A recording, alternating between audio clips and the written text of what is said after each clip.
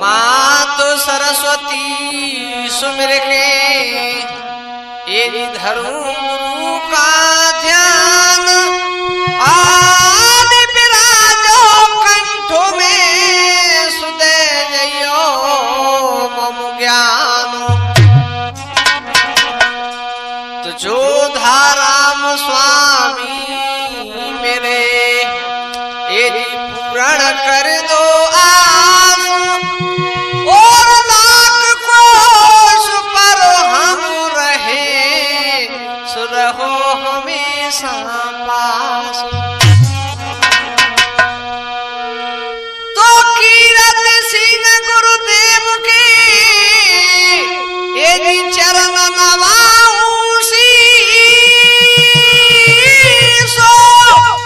और भैरव गिरि स्वामी सदा सुदेते रहो आशीष ए आई जइयो भोरी मातु देश कामरु बारी आई जइयो भोरी मात देश कामरु बारी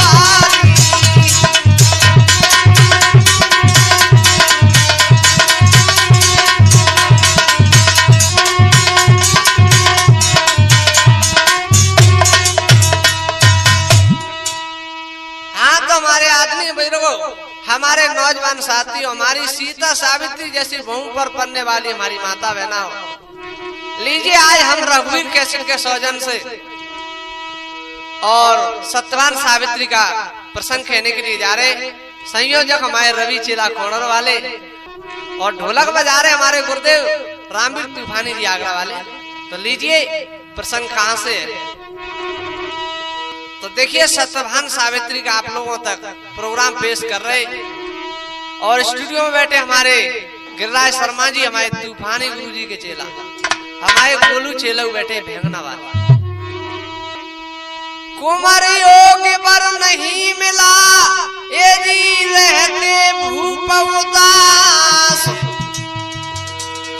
एक दिन सावित्री गई पितु अपने के पास।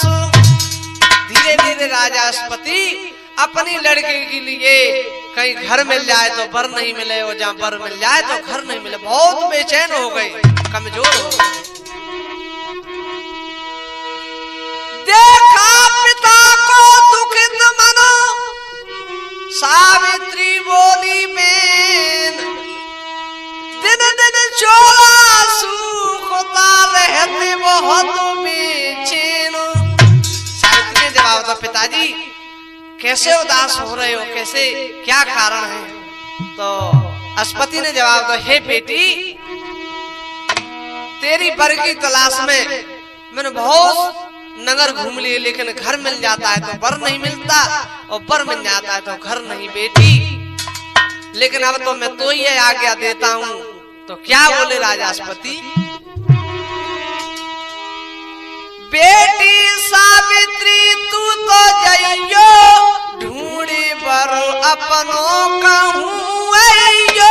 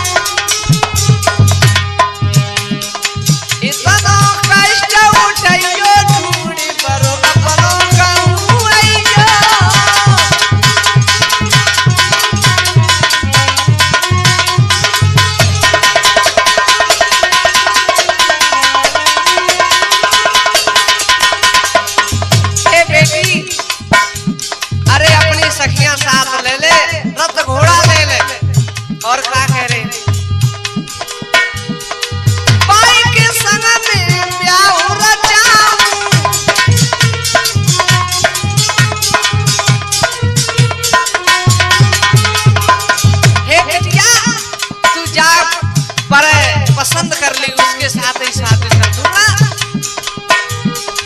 बाई के संग में ब्याह रचाऊं,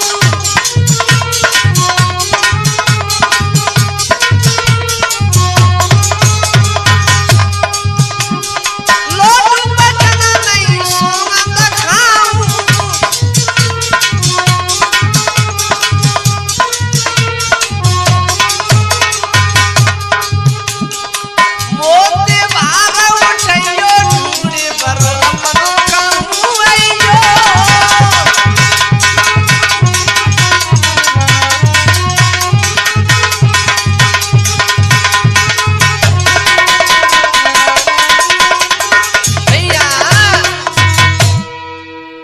अस्पति ने जवाब दो, बेटी अरे तुम चली जाओ।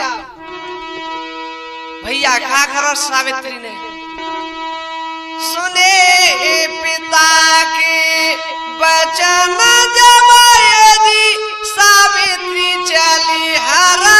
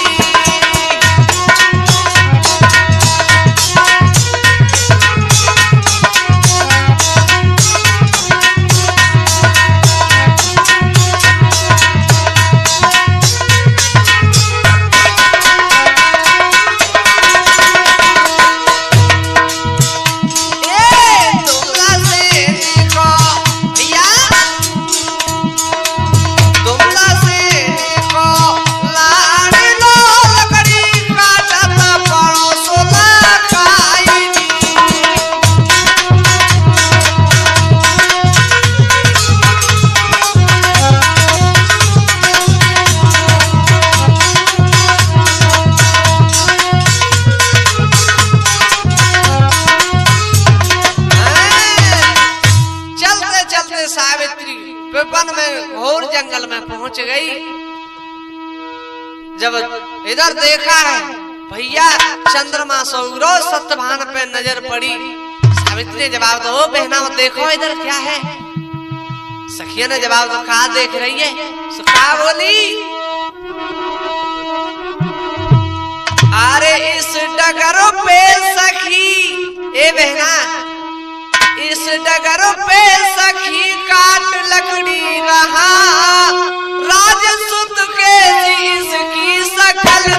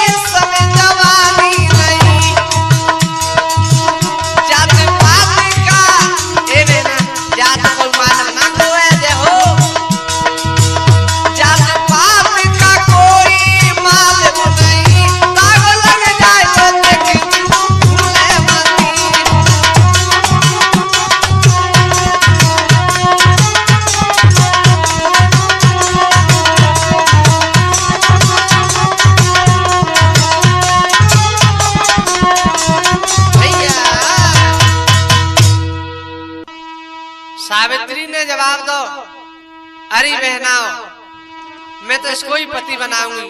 और सत्यवान के पास मुड़ गई और क्या बोली, क्या करी तूफानी जी? ए सुनो क्या बोली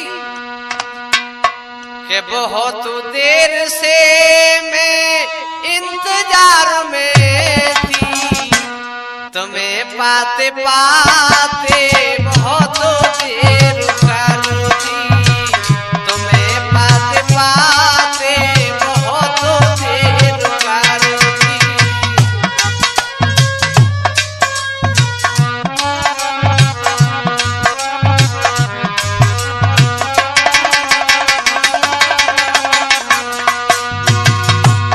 सत्यवान ने जवाब दो जा तो जैसी बहुत आवत है तो का कह रही, त्यारे लिए मैंने देव मनाए, शंकर के ऊपर फल फूल चढ़ाए।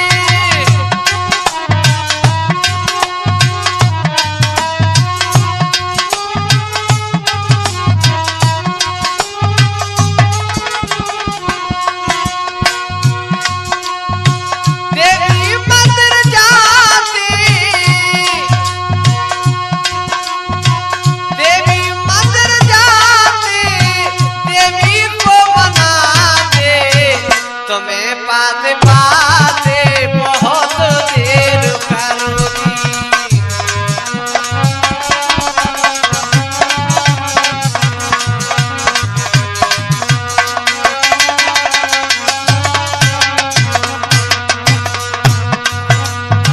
बहुत देर से पिया इंतजार में थी, तुम्हें पाते पाते बहुत देर करोगी, तुम्हें पाते पाते बहुत देर करोगी।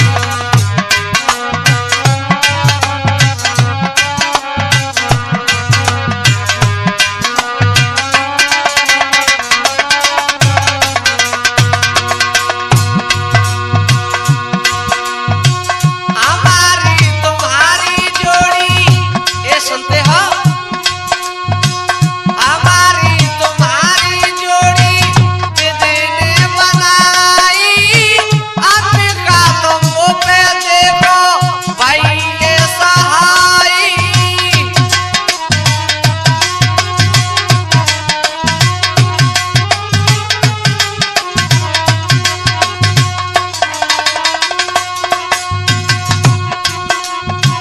आंसू ये लगाती, आंसू ये लगाती, गीत त्यार गाते, तुम्हें पाते पाते बहुत देर करोगी।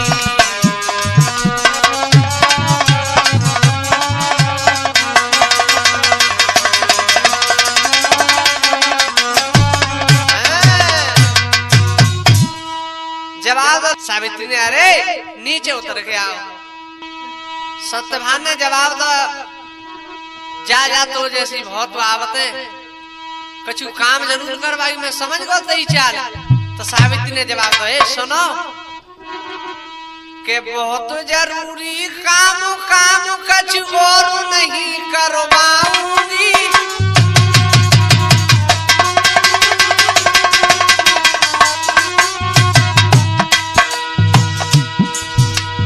बहुत जरूरी काम काम कछु और नहीं करवाऊंगी, एक दो पूछूं बात और ज्यादा नहीं देर लगाऊंगी।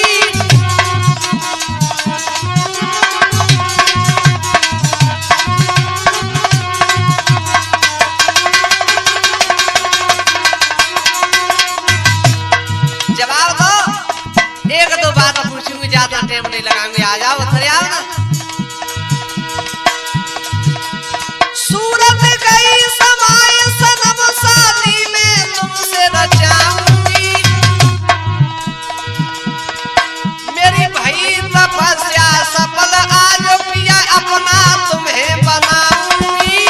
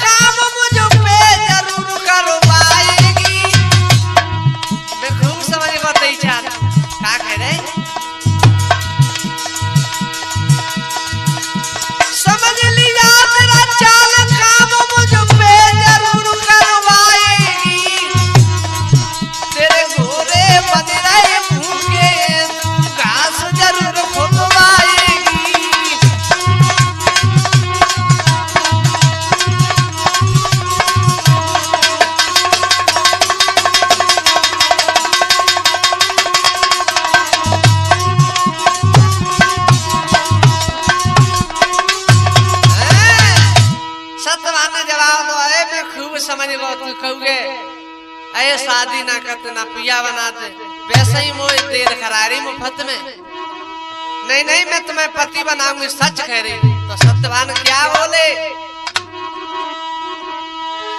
क्यों करती खोटी बात तन मेरे लटे हुए, जोड़ू तेरे हाथ का कपड़ा फटे हुए।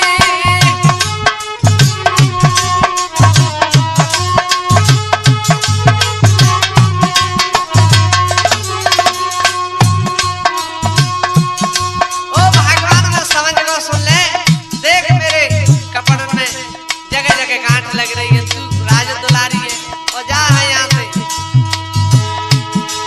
क्यों करती खोटी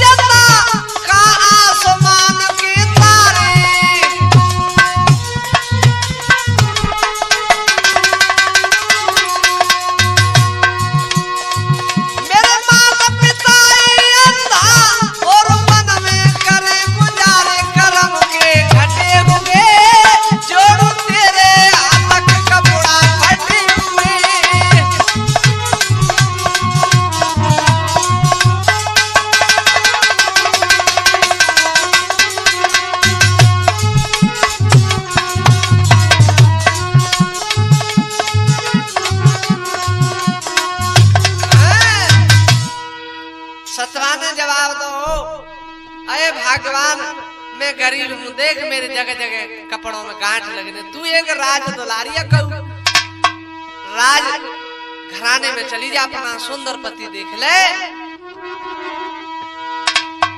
अरे सत्य भानयों के लगी कर जोरी के राज दुलारी से,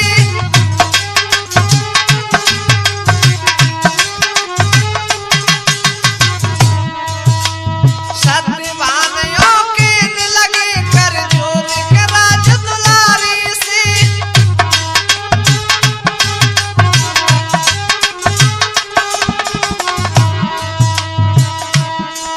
किसी राजपुत्र को ढूंढ ले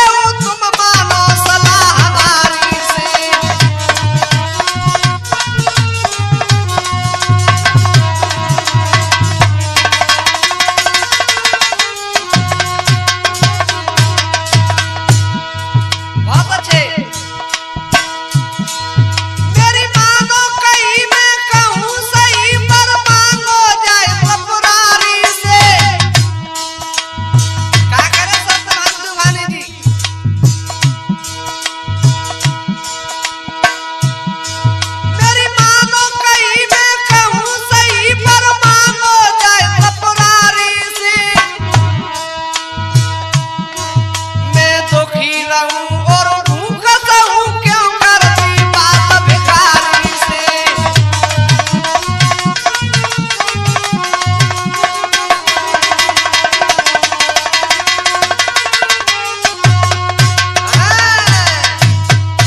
अरे मैं भूखा रहता हूँ और जंगल में रहता हूँ, मेरे पास बहुत परेशानी पड़ेगी तुझे। जाते हमारी बात मान ले, किसी राजपुत्र को अपना पति चुन ले और उनका छूना बिगड़ो। तो सावित्री क्या बोली भैया के आसो पति की लली, तूफानी जी, आसो पति की लली ढूंढे बेवर चली तने धारो लकड़ा हारो ही पति हुई हमारो।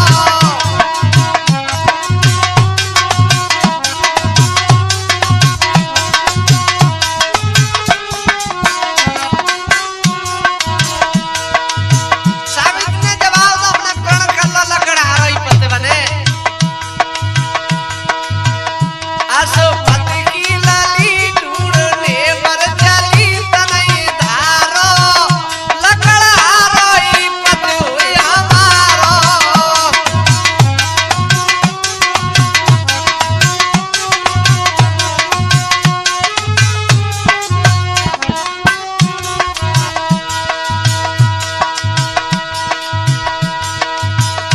सावित्री मनोहरो साई बेटी अपने पिता पासो आई।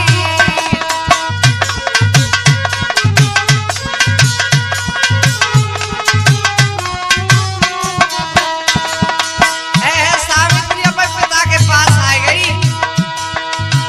भूपत पिता की कहने,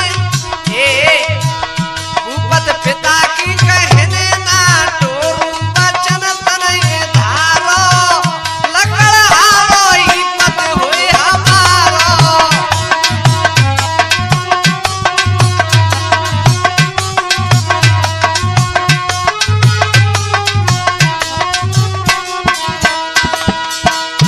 सावित्री अपने पिता पति के पास आ गई, हो बेटी आ गई, हो पिताजी, और क्या बोली बेटी अपने पिता से उचारी एक सुत पे नजर में निडारी।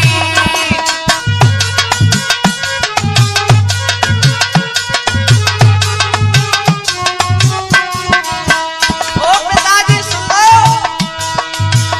बेटी अपने पिता से उचारी एक सुत पे नजर में निडारी।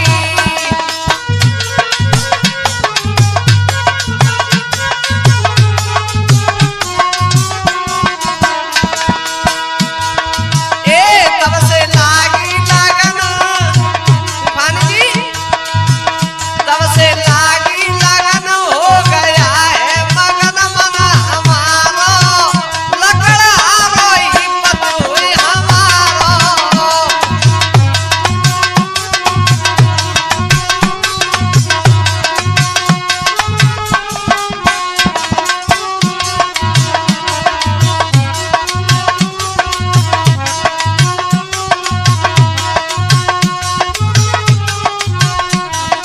भैया आज राजा अस्पति कहने लगा, रे बेटी बताओ और कहा भैया आसुपति की लाड़री रही पिता समझाई, हरि कीर्तन करत भय सो नारद प्रगटे आई।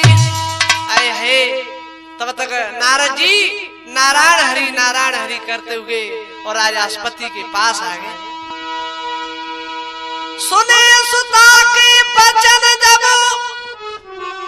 बोले मुनिवर किलकारी है, धुंध सेन की लाल कुमत करे पति शिकार है। ओ बिटिया ये क्या कर रही है? आए भाई स्वीकार मत कर, सत्यभान है। नारद जी के शब्द राजास्पति ने सुने तो का भयो तूफानी जी? राजा के न लगे दुखियाई,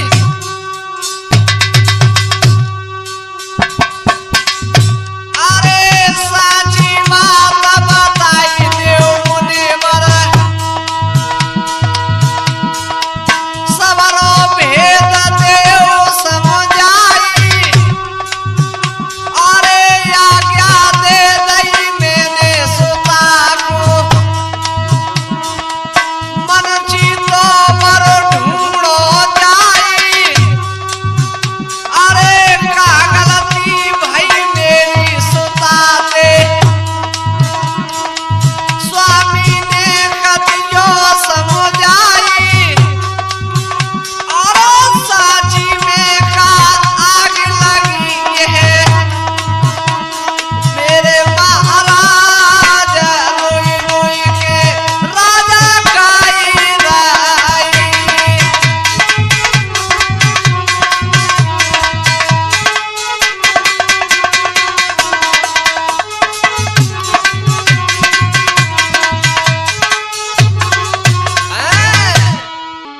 अस्पति ने जवाब दो नारद जी, अरे साफ साफ बताओ मेरी सुता ने क्या गलती हो गई? तो नारद जी क्या बोले?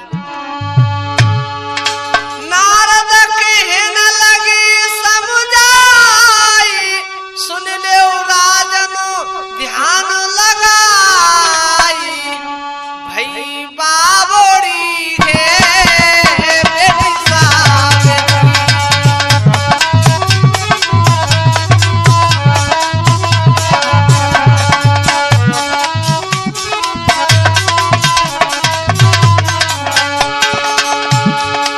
नारद कहने लगी हरसाई, सुन लो राजन ध्यान लगाई, भई बाबोड़ी है बेटी सावेत्री।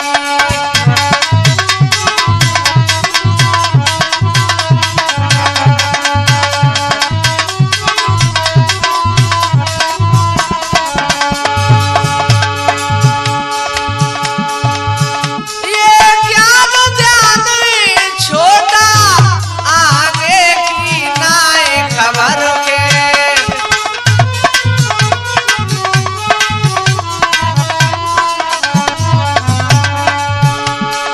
नारद जी ने जवाब दशपति सुन ले, ये ज्ञान ध्यान छोटा, आगे की नाय खबर के, सत्यभान प्राण जो त्यागे, जाके थोड़े दिन की उम्र के,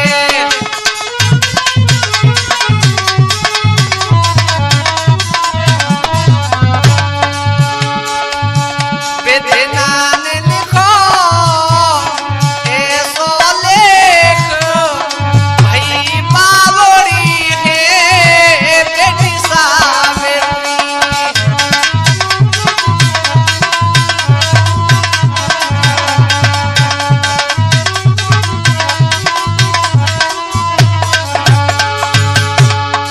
राजास्पति ने ऐसी बात नारद की सुनी तो खा भैया, और खा करे नारद जी, काहे बनावे सजना, बेटी होवेगी एक दिन दुखी है,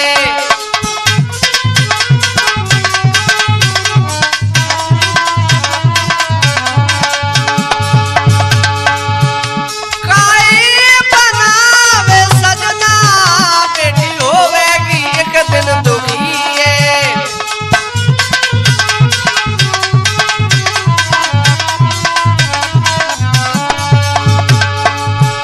एक साल के बाद में राजन सत्यभान की मौत लिखी है,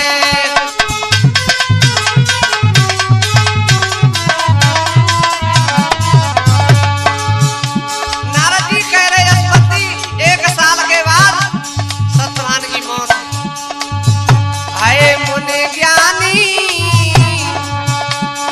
सचवानी वचन आखो दिए बेटी सावेत्री।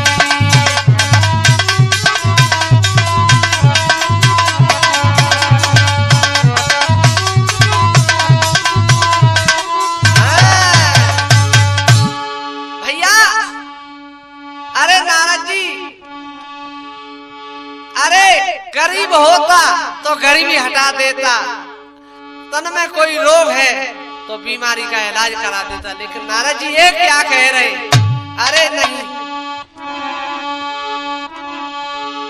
दुखी आकर बोले राजा यशोपति बेटी को तुरंत बुलाया है।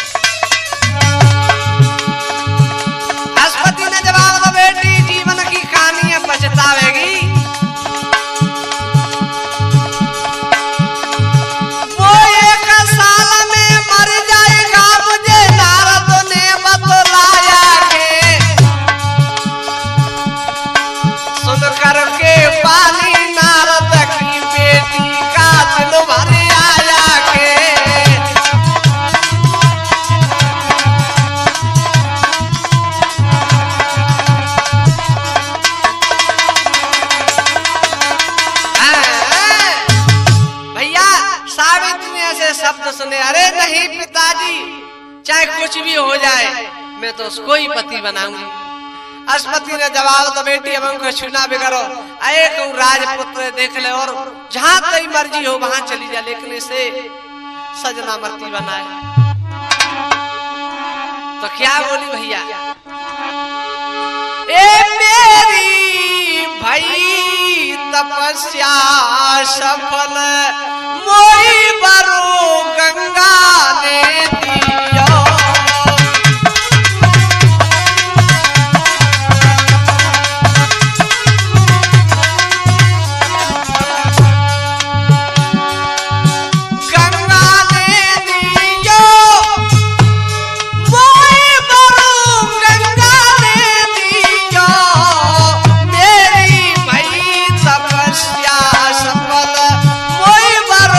गंगा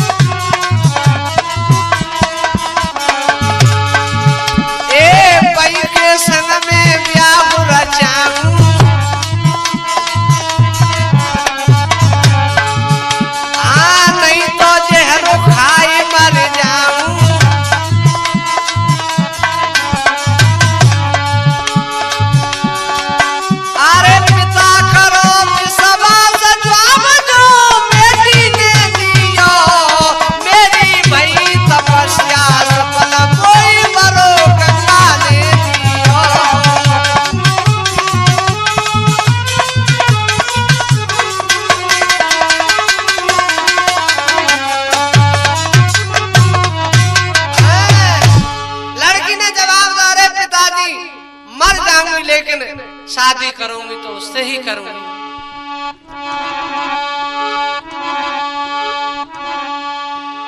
राजास्पति ने काफी समझ आया लेकिन सावित्री नहीं मानी। दूत भेज कर भूप ने लियो सत्यभान बुलवाए, नगर बिलौआ दे दयो सो नर नारी जुरियाई। भैया राजा ने सत्यभान को पास बुला लो, नगर बिलौआ दे दो। तो क्या करो वहां तूफानी जी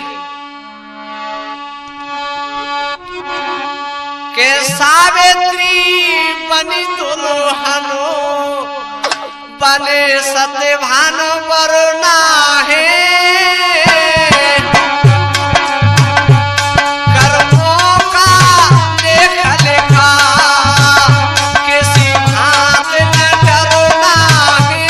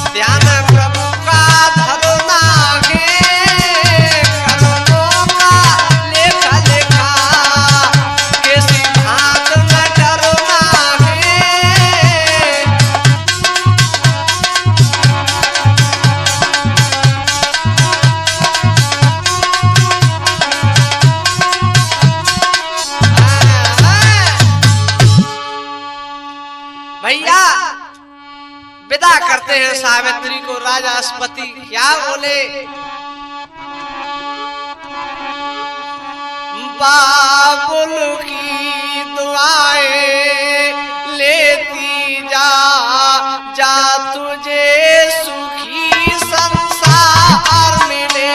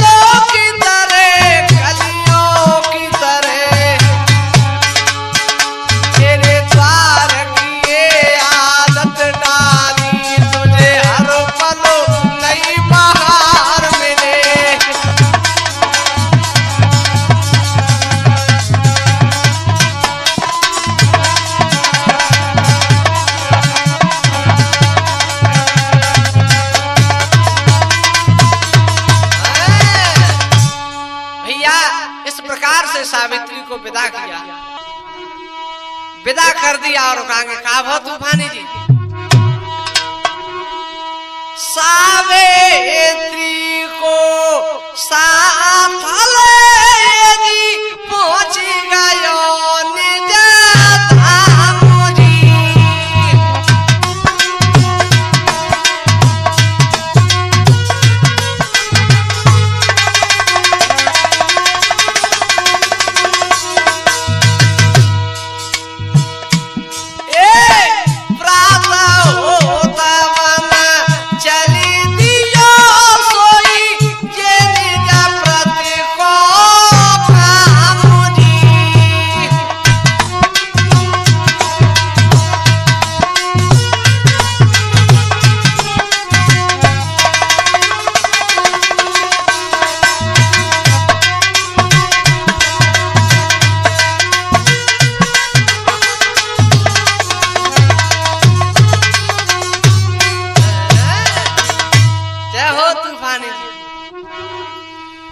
सत्यवान का काम क्या था?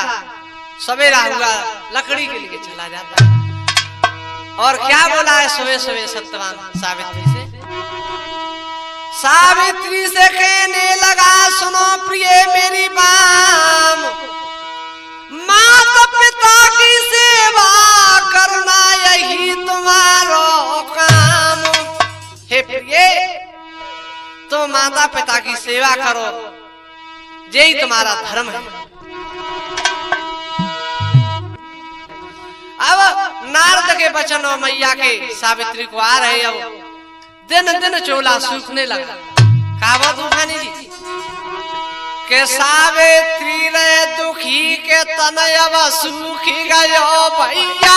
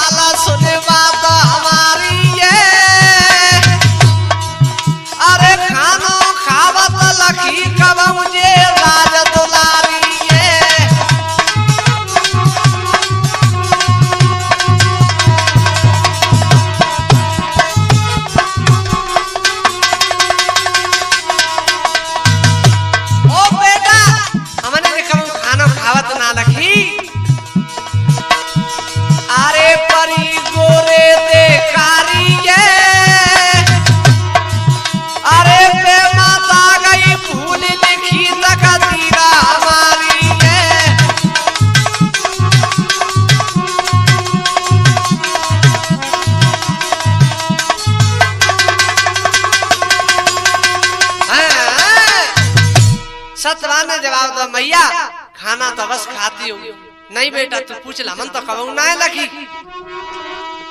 सत्यवान ने पूछा हे प्रिय तुम खाना क्यों नहीं खाती हो? जवाब तो मेरा पतिव्रत धर्म का जो उपास है वो चल रहा है, धन्य हमारे मृतलोक की देवियों के लिए, वो भी पूरा नहीं हुआ इसलिए मेरे व्रत चल रहे हैं। आए हाय धीरे धीरे वो ही समय आ गया। एक दिन सावित्री और सत्यवान से कहने लगी हे पतिदेव मैं तुम्हारे साथ चलूंगी, हे प्रिय तुम घर ही रहो और माता पिता की सेवा करो। नहीं जिद किया तो चलती है तो कहा भो भैया तूफानी जी वो काटी लकड़ी तरते लकड़ी तरते मोती शीशा पे बड़ा रानी।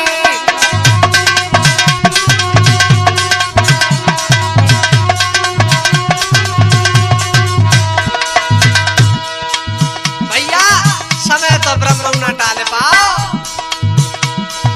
अरे ना चले सिरा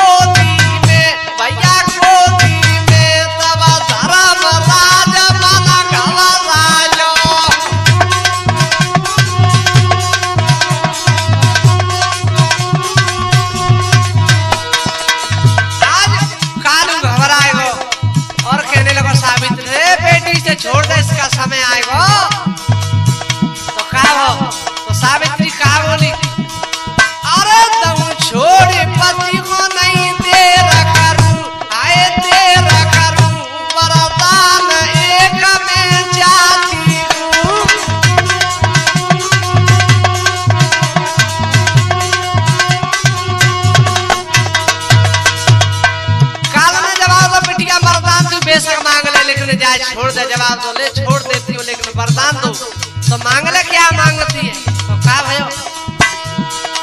अरे सुवर्ण के थाला पुत्र दूध पिया था पे तुम माता दिखाना चाहती हूँ।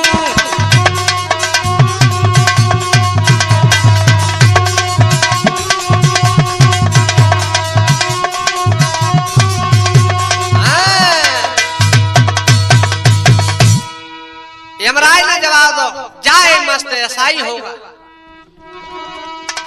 बिना विचारे यमराज ने दयो सती वरदान, चल दियो विलोक को साथ लयो सत्यभानु। भैया सत्यभानु को लेकर के चल दिया हम लोग के लिए। पीछे मुड़ के देखा है सावित्री पड़ी लखाई, लौट जाओ घर अपने भोत रही समझाई। यमराज ने जवाब दो, बेटी अब तुम्हें वरदान तो दे दिया, लौट जाओ। तो का बोली? अरे दियो न मरो कम सोचो विचारो,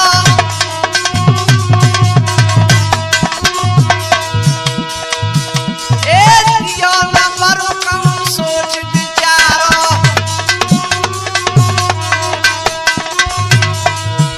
आए बिना पति कैसे होई पोतरा हमारो।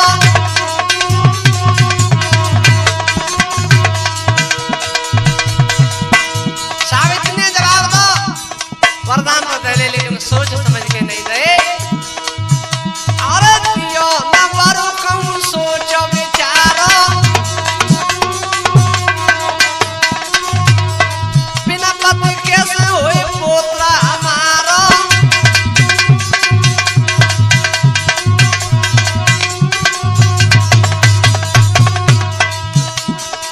कई महाराज बचन में हारी, सती सुखारी।